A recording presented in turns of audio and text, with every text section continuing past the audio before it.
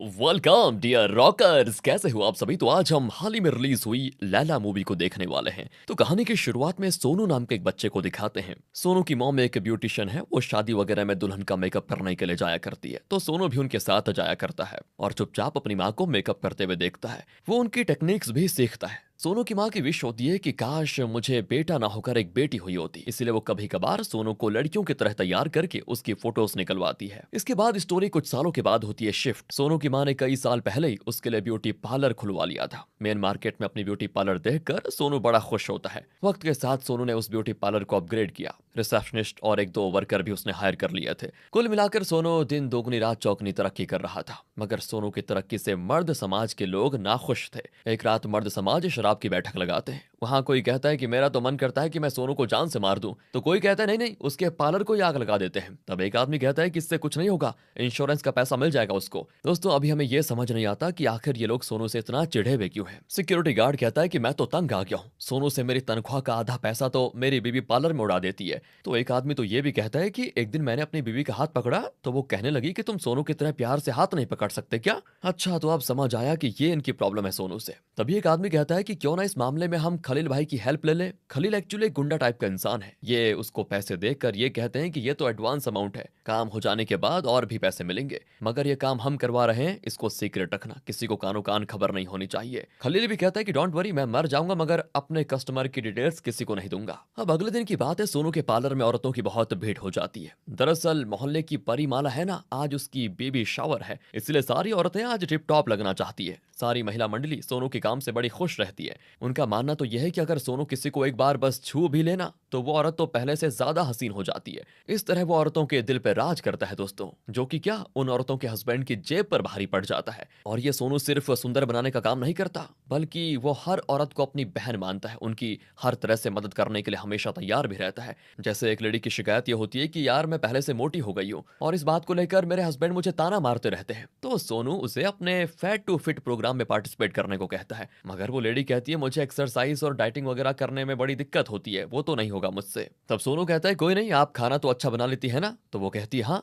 तो फिर क्या, डेली टेस्टी टेस्टी खाना बनाओ और अपने हस्बैंड को खिलाओ। 2 महीने में खिला खिलाकर उसको भैंस कर दो, फिर उसके साथ जब आप निकलोगी तो सब कहेंगे कि आप पतली हो गई हैं और आपके पति मोटे। वाह दोस्तों, क्या ट्रिक थी इसकी। इसके बाद एक ज्योति नाम की लेडी की प्रॉब्लम ये होती है कि उसके पति का ऑयल बिजनेस ठप चल रहा है, इसीलिए वो पैसों की तंगी की वजह से सिर्फ आईब्रो बनाने को कहती है। सोनू कहता है कि बहन आप इस बार सिर्फ आईब्रो क्यों बनवा रही है, माना आपके हस्बैंड का बिजनेस नहीं चल रहा, मगर इसका ये मतलब नहीं कि आप अपने ब्यूटी से कॉम्प्रोमाइज करो। हाँ, आपको तो हाइड्रा फेशियल करवाना चाहिए। और रही बात बिजनेस की, तो आप अपने हस्बैंड से कहो कि अपने ऑयल की पैकेजिंग में मेरी फोटो लगाए और एक बढ़िया सी टैगलाइन भी लिखवाइए कि इस ऑयल को खाने से आप ठीक वैसे ही खूबसूरत हो जाएंगी जैसे सोनू के पार्लर जाने से होती है। फिर देखो कैसे ऑयल की बिक्री रफ्तार पकड़ लेती है। अरे ज्योति दीदी, आपका भाई किसी मॉडल से कम है क्या। मगर ज्योति कहती है इस काम में कम से कम 2 लाख का खर्चा तो होगा, मगर वो भी हमारे पास नहीं है। सोनू कहते हैं आप मेरे होते हुए टेंशन क्यों लेती हो। कहते कहते वो तुरंत ही ज्योति के अकाउंट में 2 लाख ट्रांसफर कर देता है दोस्तों। वो कहने भी लगती है कि अरे इसकी क्या जरूरत है। तो सोनू कहता है काम जब फिर से चलने लगेगा तो पैसे लौटा देना, कोई जल्दी नहीं है।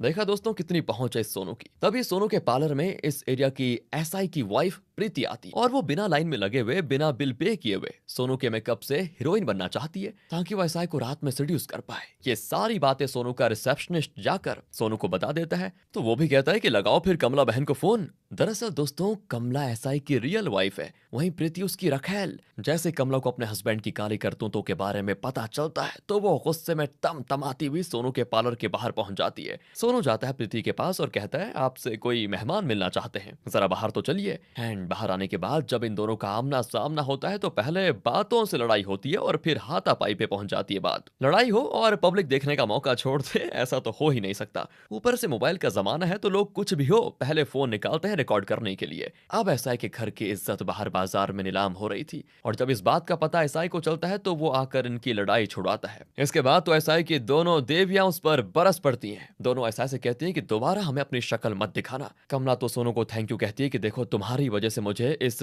दुष्ट आदमी की असलियत पता चली। अब जब एसआई को पता चलता है कि मेरी पोल खोलने के पीछे इस सोनू का हाथ है, तो वो गुस्से में उसे मारने के लिए आगे बढ़ता है। मगर सोनू के सामने उसकी बहन फोन लाकर खड़ी हो जाती है कि हाथ उठाकर तो दिखाओ, फिर बताते हैं हम। ये देखकर एसआई पीछे हट जाता है। अब हमें कैदी नाम के एक डाई हार्ट चिरंजीवी फैन को दिखाया जाता है, जो कि अपने बेटे रुस्तम के लिए लड़की देख रहा होता है। मगर जितनी भी लड़कियां दिखाई जाती हैं वो सभी को रिजेक्ट कर रहा होता है। इससे मैच मेकर परेशान हो जाता है और कहता है कि देखिए भाई साहब, मैंने आपको काली गोरी लंबी चौड़ी पतली सब दिखा दी है, मगर आपको एक भी पसंद नहीं आई। आखिर आप किस तरह की लड़की ढूंढ रहे हो? तब कैदी कहता है कि मैं एक चिरंजीवी फैन हूँ, मेरा नाम, मेरी वाइफ का नाम, यहाँ तक कि मेरे बेटे का नाम भी चिरंजीवी की फिल्म के ऊपर ही है, तो मेरी इकलौती बहू भी दिखने में चिरंजीवी की फिल्म की हीरोइन से कम तो नहीं होनी चाहिए। ये सुनकर मैच मेकर कहता है कि इस तरह तो आपका बेटा कुंवारा ही रह जाएगा। इसके बाद रुस्तम को दिखाया जाता है, जो कि अपने बूचर खाने में है। उसका बकरियों के मीट को बेचने का बिजनेस होता है। एक आदमी को पकड़कर रुस्तम के सामने पेश किया जाता है, क्योंकि उसने रुस्तम के डैड की मार्केट में बेइज्जती कर दी थी। तो रुस्तम कहता है कि मेरे डैड चिरंजीवी के फैन है और मैं अपने डैड का, कोई मुझे कुछ कह दे तो मैं एक बार बर्दाश्त भी कर लूं, लेकिन मेरे डैड को कुछ कह दिया तो मुझसे बर्दाश्त नहीं होता। रुस्तम ऐसे ही उस आदमी पे गुस्सा था और ऊपर से उसको ये पता चल जाता है कि आज मेरे डैड को मेरे लिए लड़की नहीं मिली, तो वो और गुस्सा हो जाता है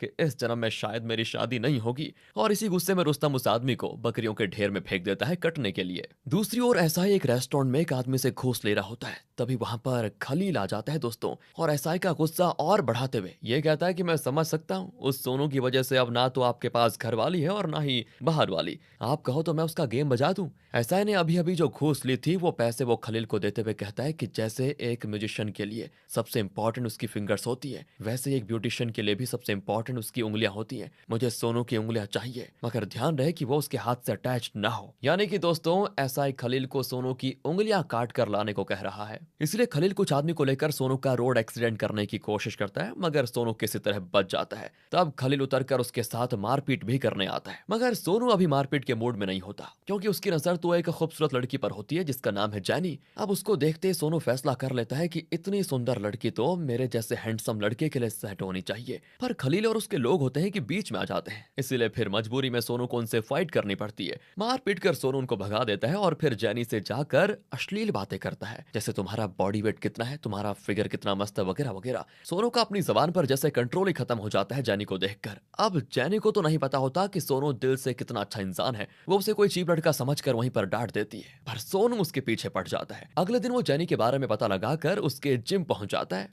और वहां वो उसको फाइट करते हुए देखकर और भी ज्यादा इंप्रेस हो जाता है। फिर वो जैनी से कहता है कि मुझे भी इस जिम में आपसे ट्रेंड होना है। वो कहती है तुम चाह कर भी यहाँ पर ट्रेनिंग नहीं ले सकते, क्योंकि ये एक फीमेल जिम है, बॉयज नॉट अलाउड। और तब सोनू जिम की ओनर से कहता है कि दीदी कुछ करो ना। दरअसल दोस्तों, जिम की जो ओनर है ना, वो भी सोनू की कस्टमर है, इसलिए वो सिर्फ सोनू के लिए अपने जिम का रूल बदल लेती है। वो जैनी से खास तौर पर यह कहती है कि सोनू को अच्छे से ट्रेन करना, और इससे जैनी को आ जाता है गुस्सा और वो जानबूझकर जिम के पहले दिन से ही सोनू से काफी हैवी वेट्स उठवा लेती है, उससे खूब मेहनत करवाती है। और सोनू भाई साहब तो प्यार में अंधा होकर बिना कुछ कहे उसकी सारी बात मानता रहता है। आखिर में जैनी कहते हैं कि सुनो, कल तुम मुझे ग्राउंड में मिलना। अब सोनू के मन में तो लड्डू फूटने लगते हैं कि वाह, ये तो मुझे अकेले में बुला रही है। मगर जब वो अगले दिन ग्राउंड में जाता है तो जैनी कहती है तुम लेट आए, इसकी पनिशमेंट तुम्हें मिलेगी, चलो ग्राउंड के 5 चक्कर लगाओ। सोनू कहता है 5 चक्कर? और तब जैनी उसका मजाक उड़ाती है, क्यों नहीं लगा सकते क्या 5 चक्कर? तुम एक ब्यूटिशियन हो सोनू, तुम्हारी बस की बात नहीं है ये सब। बॉडी बनाने के लिए एक्सरसाइज करना होता है, जिसके लिए स्टेमिना चाहिए। भला मेकअप करने वाले में कहाँ इतना स्टेमिना आएगा? हो, ये बात सोनू के ईगो को हर्ट कर जाती है।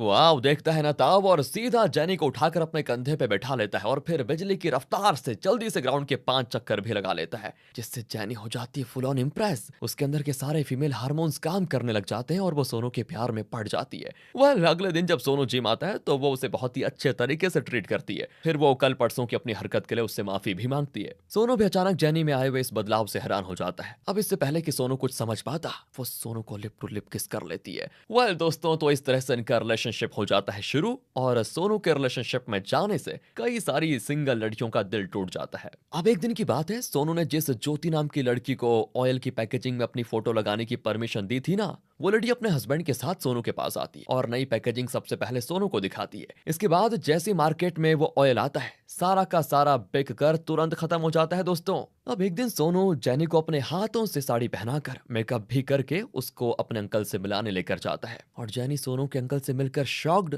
क्योंकि सोनू के अंकल मुस्लिम होते हैं। दरअसल बचपन में उन्होंने ही सोनू की माँ की बहुत मदद की थी। सोनू की मॉम की मौत के बाद उन्होंने सोनू को संभाला था और इसीलिए सोनू हर चीज में उनकी इजाजत ले लिया करता है। अंकल को भी सोनू की पसंद दुकान बहुत पसंद आ जाती है। सोनू के अंकल एक साड़ी की शॉप चलाते हैं वैसे, साथ ही वो गिफ्ट के तौर पर जैनी को साड़ी देते हैं। लेकिन जब सोनू और जैनी यहाँ से जाने लगते हैं ना, तो इन दोनों को साथ में ऐसा ही देख लेता है। अब वो पास आकर जैनी के बारे में उल्टा पुल्टा बोलने लगता है कि ये नई वाली है क्या, इसका फिगर तो काफी मस्त है, मेरी शादी की लंका लगाकर तुम ऐश कर रहे हो, वाह, मेरी वाइफ ने तो डिवोर्स फाइल कर दिया है तुम्हारी वजह से। तब सोनू कहता है कि बकवास मत कीजिए सर, आपको आपके किए की सजा मिल रही है। अगर आप अपनी वाइफ के साथ लॉयल रहते तो आपकी भी शादी सही चल रही होती। ऊपर से आपकी महबूबा ने मेरे पार्लर में आकर धमकी भी दी थी कि अगर हम उनको फ्री में सर्विस नहीं देंगे तो वो अपने एसआई पार्टनर से कहकर हमारी वाट लगा देगी। तो हम क्या करते? तब भी एसआई नहीं मानता और कहता है कि देखो तुम्हारी वजह से मेरे में बहुत ही गुस्सा भरा हुआ है, अपनी इस आइटम को मेरे पास सोने के लिए भेज दे, मेरी सारी फ्रस्ट्रेशन निकल जाएगी, फिर मैं तुम्हें कभी परेशान नहीं करूंगा। और ये सुनकर सोनू का खून खौल जाता है। बदतमीज कहीं के, वो हाथ उठाने वाला होता है कि अंकल बीच में आ जाते हैं और एसआई को अपनी मर्यादा में रहने के लिए कहते हैं, मगर वो तो अंकल को धक्का दे देता है। इससे सभी को आ जाता है गुस्सा। सोनू तो एक झापड़ में ही एसआई को मारकर जमीन पे गिरा देता है। इसके बाद तो आसपास के लोग एसआई को पकड़कर पीट देते हैं। वो इतना कूटते हैं कि एसआई को हॉस्पिटल में एडमिट करना पड़ता है। दूसरी ओर खलील जाता है रुस्तम के पास और उसे सारी बातें बताता है कि सोनू नाम का एक लड़का है जो लड़कियों के दिलों पे राज करता है। उसने मेरी क्लाइंट्स का जीना हराम करके रखा हुआ है। मेरी खुद की 3 बीवियां हैं, वो तीनों भी मेरा दिमाग खाती रहती हैं बार बार पार्लर जाने को लेकर। मैं चाहता हूं कि आप सोनू का कुछ हिसाब किताब बैठाओ। अब खलील गया तो था सोनू का हिसाब किताब बैठाने के लिए, मगर सोनू की फोटो को देखकर रुस्तम के दिल में एक उम्मीद जागती है। वो अपने आदमियों से कहता है कि मेरा सिक्स्थ सेंस काम कर रहा है कि अगर इस दुनिया में कोई मेरी शादी करवा सकता है तो यही वो लड़का है। एक काम करो, अपने कुछ आदमियों को सोनू के पार्लर भेजो और वहां की सारी ब्यूटीफुल लड़कों को उठाकर लेकर आओ, शायद उनमें से कोई मेरे डैड को पसंद आ जाए मेरे लिए। दूसरी ओर पार्लर में दोस्तों एक लड़की अपनी बेटी को लेकर आती है। उस लड़की के पक्के काले रंग की वजह से उसकी शादी कहीं पर नहीं हो पाती, इसलिए उसकी माँ सोनू के हाथ पैर जोड़कर कहती है कि देखो जितना खर्चा आएगा मैं पैसे देने को तैयार हूँ, मगर मेरी बेटी को श्रीदेवी की तरह सुंदर बना दीजिए। सोनू कहता है कि देखिए 19-20 का फर्क करते हैं हम अपने मेकअप से, मगर आप तो आसमान जमीन का फर्क करने को कह रही है। नहीं नहीं, मुझसे तो नहीं हो पाएगा। मगर वो लेडी बहुत ही रिक्वेस्ट करती है तो सोनू मान जाता है और काफी देर अपने चैम्बर में उस लड़की के मुंह पे पता नहीं क्या क्या चीजें लगाता है। फिर वो बाहर आता है तो देखता है रुस्तम के गुंडे वर्कर्स के साथ मारपीट कर रहे हैं और लड़कियों को अपने साथ जबरदस्ती ले जाने की कोशिश कर रहे हैं। कि देखकर सोनू फिर शुरू हो जाता है और रुस्तम के सारे गुंडों की बढ़िया धुलाई करता है। तब एक गुंडा कॉल करके रुस्तम को सारी बातें बताता है कि हम आए तो थे आपके लिए लड़की उठाने, मगर लगता है कि हमें लेने के लिए आपको अब खुद आना पड़ेगा। रुस्तम भी सोनू के पार्लर में गुस्से में घुसता है और अचानक वो उसी लड़की से टकरा जाता है जिसके मुंह पे लिपापोती करके अभी अभी सोनू ने उसको श्रीदेवी की तरह बनाया सुंदर। उसका नाम भी था सुंदरी। सुंदरी को देखकर रुस्तम को पहली नजर में पहला प्यार हो जाता है। सुंदरी फिर अपने घर चली जाती है जहां उसे आज एक लड़के वाले देखने के लिए आए होते हैं। वो फोटो में तो सुंदरी को बिल्कुल काली देखकर आए थे, मगर यहाँ तो वो किसी अप्सरा से कम नहीं लग रही। यहाँ तक कि मैच मेकर खुद हैरान था कि इनकी बेटी अचानक इतनी सुंदर कैसे हो गई। तभी वहां पर रुस्तम अपने पेरेंट्स को लेकर आ जाता है और सुंदरी के पेरेंट्स से बातचीत करके उसी दिन शादी कर लेता है सुंदरी से। हालांकि सुंदरी के पेरेंट्स बताते भी हैं कि देखो ये सब मेकअप का कमाल है, मेरी बेटी इतनी सुंदर भी नहीं है। मगर श्रीदेवी की तरह लड़की देखकर रुस्तम और उसका परिवार पिघल गया था। वो उसी दिन शादी वगैरह कर लेते हैं। फिर शादी में सोनू को भी आना पड़ता है ब्राइड को थोड़ा टचअप करने के लिए, मतलब उसका मेकअप थोड़ा और निहारने के लिए। और जब शादी कंप्लीट हो जाती है तो सोनू को फिल्म सिटी से कॉल आता है एक हीरोइन का मेकअप करने के लिए, तो वो चला जाता है। एंड यहाँ रुस्तम अपनी पहली नाइट के लिए काफी एक्साइटेड होता है। उतना जितना एक्साइटेड था ना, उतनी ही सुंदरी डरी हुई थी कि जब मेरा असली चेहरा इसके सामने आएगा तो पता नहीं क्या करेगा। तो वो रुस्तम से लाइट्स ऑफ करने के लिए कहती है। फिर रुस्तम लाइट ऑफ करके अपनी पहली नाइट एंजॉय करता है। वो खुद को दुनिया का सबसे लकी इंसान समझ रहा था, पर जैसे ही अगली सुबह सुंदरी नहाती है तो उसके बदन से सारी लिपापोती धुल जाती है। और जब वो अपने सास ससुर को चाय देने आती है तो सुंदरी को देखकर वो डर जाते हैं कि तुम कौन हो। जब रुस्तम के सामने सुंदरी सारी बात एक्सेप्ट करती है तो रुस्तम को बड़ा गुस्सा आता है। वो सुंदरी पे हाथ उठा देता है और अपने आदमियों को सोनू के पार्लर भेजकर वहां पे तोड़फोड़ करवाता है। सोनू भी जब ये सब देखता है तो उसके पैरों तले जमीन खिसक जाती है, क्योंकि उसने कभी भी अपने मन में सोचा नहीं था कि मेरी मॉम का गिफ्ट क्या हुआ पार्लर को कोई इस तरह तोड़ देगा। इसके बाद जब गुंडे सोनू को देखते हैं ना तो उसके साथ भी मारपीट कर देते हैं और बताते हैं कि तुमने अपने मेकअप से हमारे रुस्तम भाई को धोखा दिया ना। उनके डैड को जब सच्चाई पता चली ना तो वो पैरालाइज हो गए हैं और तुम्हें तो अब छोड़ने वाले नहीं है हम। मगर जैनी आकर फिर किसी तरह सोनू को वहां से भगा लेती है। अब अगले दिन की बात है दोस्तों, न्यूज में यह दिखाया जाता है कि रुस्तम नाम के एक आदमी की शादी में मिनार कुकिंग ऑयल का यूज किया गया था। उसे खाकर 100 लोगों से भी ज्यादा लोगों की तबीयत बिगड़ गई। यहाँ तक कि उस शादी में एमएलए बाबूराव भी आए हुए थे, उनकी भी हालत खराब हो गई। ऐसा कहा जा रहा है कि कुकिंग ऑयल मिलावटी था। अब वो कैरेक्टर केयरलेस एसआई भी इस मौके का खूब फायदा उठाता है। वो इंटरव्यू में ये कहता है कि हम जल्द ही मीनार ऑयल के ओनर सोनू को अरेस्ट कर लेंगे। ये देखकर सोनू के अंकल जैनी और रिसेप्शनिस्ट तीनों यही सलाह देते हैं कि सोनू तुम अंडरग्राउंड हो जाओ, मगर सोनू है कि उनकी बात नहीं मानता। वो कहता है कि नहीं, मैं अपने नाम को गंदा नहीं होने दे सकता, मैं लोगों के सामने सच्चाई ला कर रहूंगा कि मैं बेकसूर हूँ। तब वो लोग कहते हैं कि पर कैसे? जैसे ही तुम बाहर निकलोगे गुंडे तुम्हारे पीछे पड़ जाएंगे, दूसरी ओर पुलिस तो तुम्हें कुत्तों की तरह ढूंढेगी। सोनू कहता है कि मेरा मेकअप किस दिन काम आएगा, मेरी माँ बचपन से मुझे लैला कहा करती थी, तो अब मेरा लैला बनने का टाइम आ गया है। दोस्तों, अब सोनू इतना मस्त मेकओवर करता है कि क्या ही बताएं, वो एक सुंदर सी लड़की बन जाता है और खुद का नाम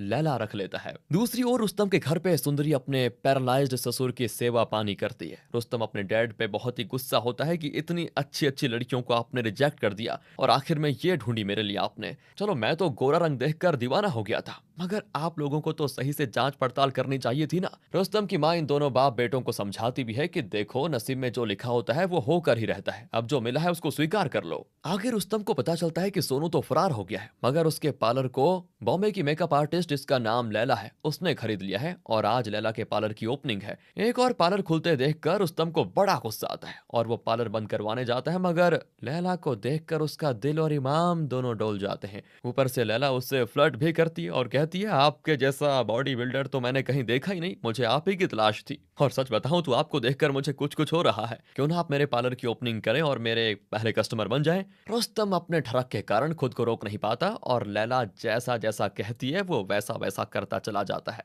फिर घर जाकर तो रुस्तम अपनी माँ से भी कहता है कि मुझे प्यार हो गया है माँ, मुझे प्यार हो गया है।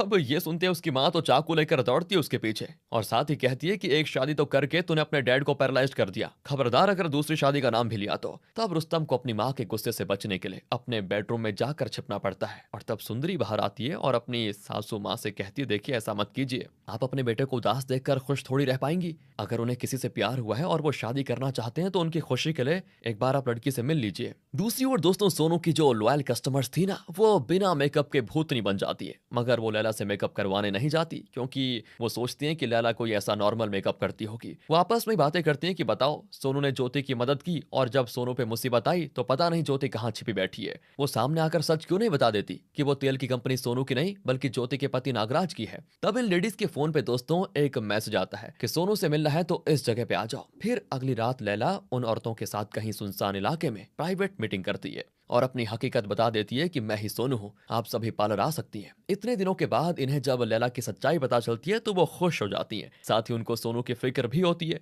वो लोग कहते हैं कि तुम पार्लर के लिए अपनी जान जोखिम में क्यों डाल रहे हो। तब सोनू बताता है कि जब मैं काफी छोटा था तभी से मैंने देखा कि मेरी मॉम के साथ मेरे डैड शराब पीकर मारपीट क्या करते थे और एक दिन तो वो अचानक कहीं चले भी गए, जिसकी वजह से रूम रेंट वगैरह मेरी माँ नहीं भर पाई और मकान मालिक ने हमें आधी रात में घर से निकाल दिया। और तब अब्दुल अंकल ने हमें सहारा दिया, उन्होंने एक मुसलमान होते हुए भी हम हिंदू माँ बेटे को अपने घर में जगह दी, मेरी माँ को अपनी बहन की तरह माना। उन्होंने मेरी माँ को सिलाई कढ़ाई मेकअप वगैरह सब सिखाया, जिसके बाद मेरी माँ ने लगातार 12 सालों तक काम किया। मैंने उन्हें एक पल भी आराम करते हुए कभी देखा नहीं। उन्होंने अपनी भूख प्यास खून पसीने की कमाई से ये पार्लर खड़ा किया। फिर एक दिन वो चेयर पर आकर बैठी और आराम से मुझसे कहा कि बेटा तुम मेरा मेकअप कर दोगे क्या। तो मैंने भी कहा कि क्यों नहीं। मेरे मेकअप करने के बाद जब मैंने उनको उठने को कहा तो पता चला कि मेरे पार्लर में ही मेरी माँ ने आखिरी सांसें ले ली। उस जगह मुझे अपनी माँ के करीब होने का एहसास होता है, साथ ही मैं अपनी माँ की कुर्बानी को बर्बाद होते हुए नहीं देख सकता। मैं पूरी जिंदगी इस पार्लर को चलाना चाहता हूँ। ये सुनकर सभी इमोशनल हो जाते हैं। इसके बाद दोस्तों सोनू अपने रिसेप्शनिस्ट के साथ वापस अपने पार्लर जा रहा होता है तो रास्ते में पुलिस की चेकिंग चल रही होती है। वो सोनू से उसका ड्राइविंग लाइसेंस मांगते हैं। जैसे ही वो लाइसेंस दिखाता है उसे समझ आ जाता है कि मैं तो लैला के गेटअप में हूँ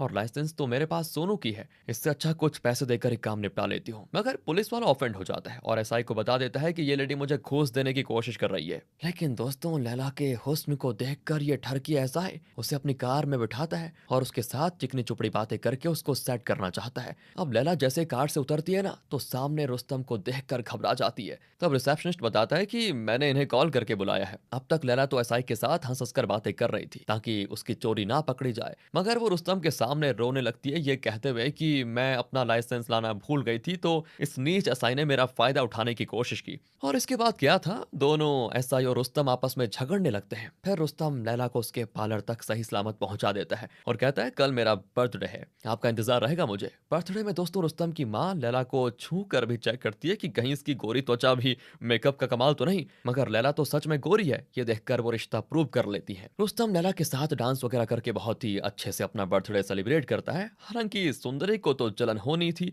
मगर वो कुछ कह भी नहीं पाती। तभी पार्टी में आ जाते हैं कुछ गुंडे। दरअसल इस रुस्तम का उनके साथ कुछ पुराना पंगा था। वो रुस्तम को आए तो थे मारने, मगर यहाँ पार्टी में लैला के लिए उसका प्यार देखकर अब वो रुस्तम को एक पेड़ से बांध देते हैं और लैला को बुली करने लगते हैं। वो लैला के ब्लाउज में संतरे देख लेते हैं और सभी को उसकी असलियत बताना चाहते हैं। यहाँ पर अब इससे पहले वो सच्चाई बताते, लैला उन सभी को पीट पीट कर भगा देती है। पर जो मेन गुंडा होता है ना दोस्तों, वो लैला को मारने के लिए एक चाकू निकालता है, जिसे आखिर में रुस्तम पकड़ लेता है। इससे होता यह है कि रुस्तम का हाथ कट जाता है और खून लैला की मांग में गिर जाता है, जिससे रुस्तम तो खुश हो जाता है कि लैला मेरी पत्नी बन गई है अब। अब रात में जैनी सोनू से ये कहती है, अरे तुम ध्यान रखना, लड़कियों की तरह ड्रेसअप होते होते कहीं पूरी तरह लड़की मत बन जाना। रुस्तम के लिए तुम्हारे अंदर फीलिंग्स आ गई तो मेरा क्या होगा। इन दोनों को बात करते हुए खलील पकड़ लेता है और रुस्तम को बुलाता है लैला की सच्चाई बताने के लिए। मगर खलील के बोलने से पहले ही लैला रोने लगती है और कहने लगती है, ये खलील आपके बारे में उल्टी सीधी बातें कर रहा है कि आप मर्द नहीं हो अंदर से, और ये भी कह रहा है कि मुझसे शादी कर लो तो मैं तुम्हें अपनी चौथी बीवी बना लूंगा।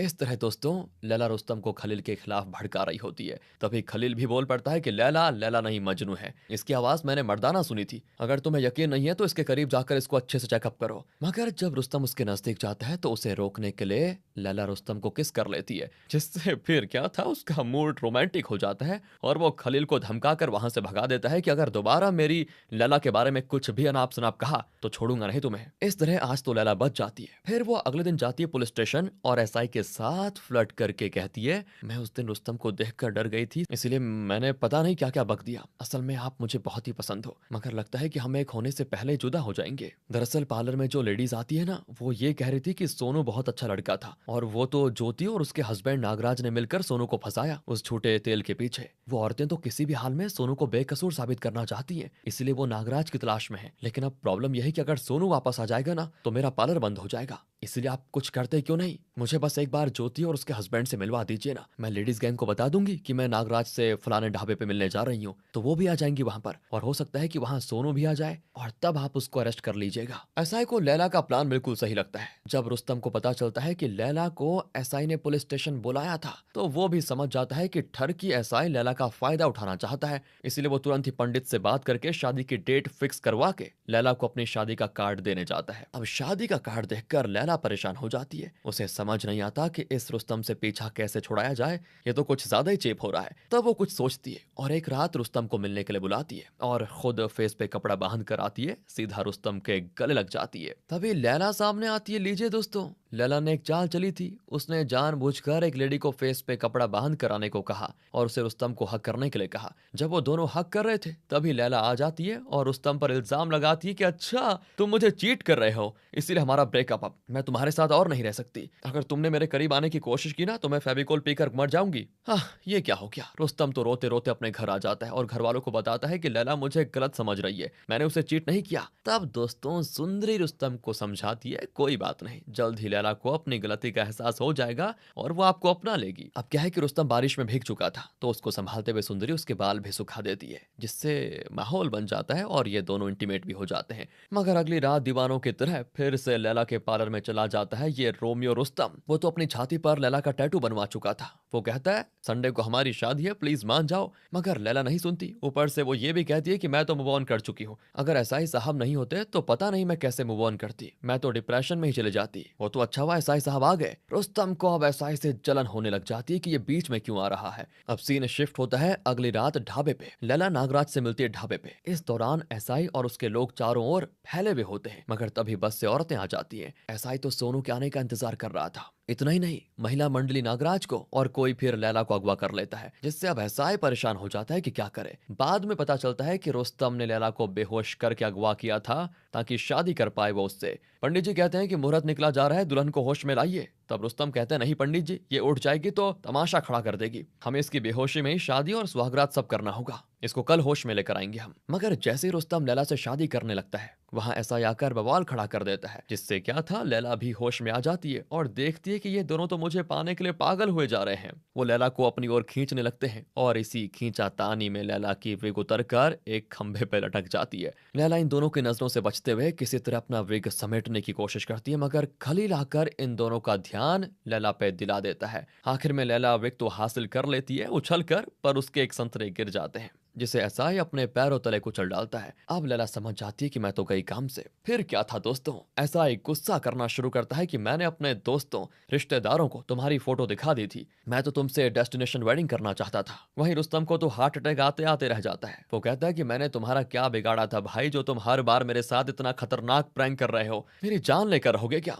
तब लैला यानी सोनू उसको समझाता है कि आप तो मेरे प्लान में कभी थे ही नहीं, मैं कभी भी आपका बुरा नहीं करना चाहता था, मगर किस्मत ने आपको बलि का बकरा बना दिया, इसके लिए मैं आपसे माफी मांगता हूँ। रुस्तम अपने घर जाकर अपना गला काट कर अब मर जाना चाहता है, मगर सुंदरी चाकू को अपने हाथों से पकड़ लेती है और रुस्तम को समझाती है, आप चिंता क्यों करते हैं जी, आप बहुत ही हैंडसम हैं, आपको लैला से भी कई गुना ज्यादा खूबसूरत लड़की मिल जाएगी। तभी सुंदरी को वोमिटिंग होने लगती है, जिससे उसके घर वाले समझ जाते हैं कि सुंदरी रुस्तम के बच्चे की माँ बनने वाली है। तब सुंदरी की सास रुस्तम को समझाती है कि भले ही सुंदरी दिखने में तुम्हारे हिसाब से अच्छी नहीं है, मगर ये बहुत ही चरित्रवान है, इसका स्वभाव बहुत ही अच्छा है, इसने तुम्हारे पिता की कितनी सेवा की पता है, पूरे घर को कितने अच्छे से मैनेज करके रखा हुआ पता है, और तुम हो कि गोरी चमड़ी के पीछे पड़े हुए हो पागल, तुम्हें सुंदरी से ज्यादा और कोई प्यार नहीं कर सकती। इसीलिए मैं तो यही कहूंगी कि तुम दिमाग से दूसरी शादी का ख्याल ही उतार दो और सुंदरी को अपना लो, जिसके लिए रुस्तम भी आखिर में राजी हो जाता है दोस्तों। और अब रुस्तम और सुंदरी का मामला तो सेट हो गया है, मगर एसआई ने सोनू को अरेस्ट कर लिया है। बात कोर्ट तक पहुंच जाती है,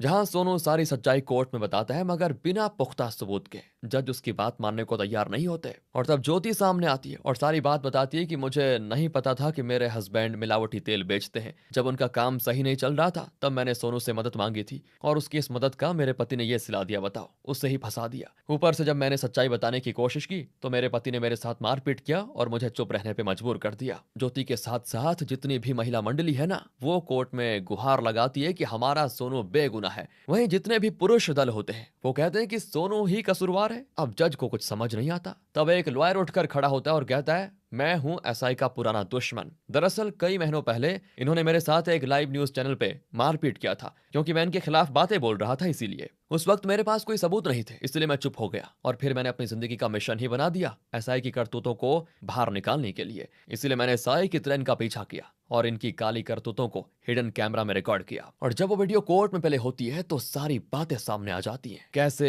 एसआई रेस्टोरेंट में घूस ले रहा था। फिर उसने खलील से कहा कि मुझे सोनू की कटी हुई उंगलियां चाहिए, ये भी। फिर उसने सोनू की गर्लफ्रेंड के साथ जब छेड़छाड़ की और लोगों ने उसे कूट कर हॉस्पिटल पहुंचा दिया, तब भी एसआई बड़बड़ाता रहा था कि मैं तो सोनू को जान से मार ही डालूंगा। इसके बाद जब रुस्तम की शादी में मिलावटी तेल से लोगों को फूड पॉइजनिंग हुई तो नागराज अकेले में एसआई से मिलने गया और उसने सारी बातें स्वीकारी कि ये कंपनी मेरी ही है, मगर कुछ ले देकर अगर बात बन जाए तो अच्छा रहता। और फिर सोनू की फेम की वजह से जितने भी तेल की बिक्री हुई उसका प्रॉफिट का 50% नागराज ने एसआई को दे दिया। जेब तो गर्म हो गई थी। फिर इसी मौके पे चौका मारते हुए एसआई ने मीडिया में बयान दे दिया कि इस तेल का कंपनी का मालिक सोनू है, उसी ने मिलावटी तेल बेचकर इतने लोगों की जान को खतरे में डाला। इस तरह कोर्ट में साबित हो जाता है कि सोनू बेगुनाह है और एसआई ने उससे दुश्मनी निकालने के लिए ही झूठ कहा था। फिर एसआई पे कार्रवाई होती है, वहीं सोनू आराम से अपना पार्लर फिर से चलाने लग जाता है। उधर कुछ महीनों के बाद रुस्तम को एक लड़का होता है प्यारा सा। रुस्तम और उसकी मां रुस्तम के डैड से कहते हैं, हिम्मत करके उठिए, अपने पोते को गोद में लीजिए।